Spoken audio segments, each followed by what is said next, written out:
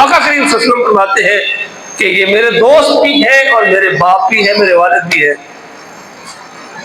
اس لیے اللہ تعالیٰ قرآن مجید فرقان حمید میں کہتا ہے الذین اتبعوا ھذا النبی والذین آمنوا، جنہوں نے حضرت ابراہیم کی اتباع اور فرمانبرداری کی، اور وھذا النبی، ان میں سے آقا کریم صلی اللہ علیہ وسلم کی ذات اقدس بھی ہے، وللذین آمنوا، اور وہ لوگ جو اہل ایمان ہیں، واللہ ولی المؤمنین، اور اللہ تعالیٰ مومنوں کا دوست ہے، اور اللہ تعالیٰ ان کا کارساز ہے، ان کی نصرت اور مدد فرمانے والا ہے۔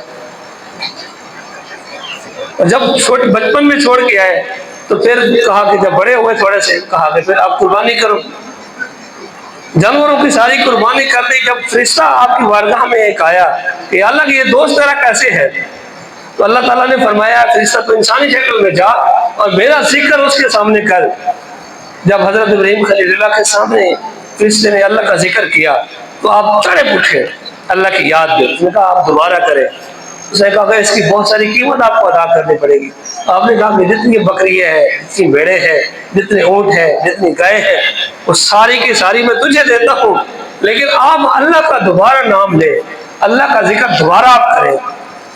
جب دوبارہ کیا گیا تو پھر حضرت ابراہیم خلیل اللہ بچر اٹھے، آپ کو جو ہے وجد آیا، کہا کہ تیسری مرتبہ پھر کہا کہ اللہ کا نام دوبارہ لے۔ انہوں نے کہا کہ آپ کو قیمت ادا کرنی پڑے گی۔ انہوں نے کہا پہلے میں اپنا مال سب کو دے چکا ہوں، اب میں ساری اولاد اللہ کے نام کے اوپر قربان کرتا ہوں، اللہ کے نام کے اوپر دیتا ہوں۔ تو فرشتہ بول اٹھا، اس نے کہا کہ میں تو انسانی شکل میں ہوں لیکن میں فرشتہ ہوں، میں تجھے آزمانے آیا تھا، تیرا امتحان لینے آیا تھا، اللہ تعالیٰ کی طرف سے تھا۔ فرمایا آج کے بعد آپ کا نام خلیل اللہ ہوگا۔ اللہ نے فرمایا واتخذ اللہ ابراہیم خلیلا، حضرت ابراہیم جو ہے وہ اللہ کے کیا ہے، خلیل ہے۔ آپ نے ہر مقام کے اوپر اللہ کی اتباع اور فرما برداری کی۔ اسی واسطے سے اللہ رب العالمین نے جیسے ہماری محبوب علیہ السلام ہمارے بیچ میں شریعت لے کے آئے ہیں، کہا گیا کہ ان کی اتباع اور فرما برداری کے کریں، اور اسی طریقے سے محبوب علیہ السلام کو بھی حکم ارشاد فرمایا گیا کہ آپ دین ابراہیم کی پیروی فرمائیں، واتبع ملت ابراہیم حنیفا۔ اب ابراہیم جو دین حنیف کے اوپر ہے، آپ ان کی کیا کریں، پیروی۔ بہت سارے احکامات جو ہیں وہ حضرت ابراہیم خلیل اللہ کے، وہ نبی کریم صلی اللہ علیہ وسلم کی شریعت میں لیے گئے ہیں۔ یہ ناخن کاٹنا، داڑھی کو ٹھیک کروانا، سر کے بال ٹھیک کرنا، موئے سرے ناپ بال، یہ قربانی جو ہم کرتے ہیں، یہ ساری کے ساری حضرت ابراہیم خلیل اللہ کی یاد ہے۔ حج کا مہینہ، لوگ حج پہ جا رہے ہیں، مقام عرفات پہ جائیں گے، مزدلفہ میں جائیں گے، صفا مروہ کے اوپر جو ہے وہ لوگ دوڑتے ہیں، تو یہ کن کی یادیں ہیں۔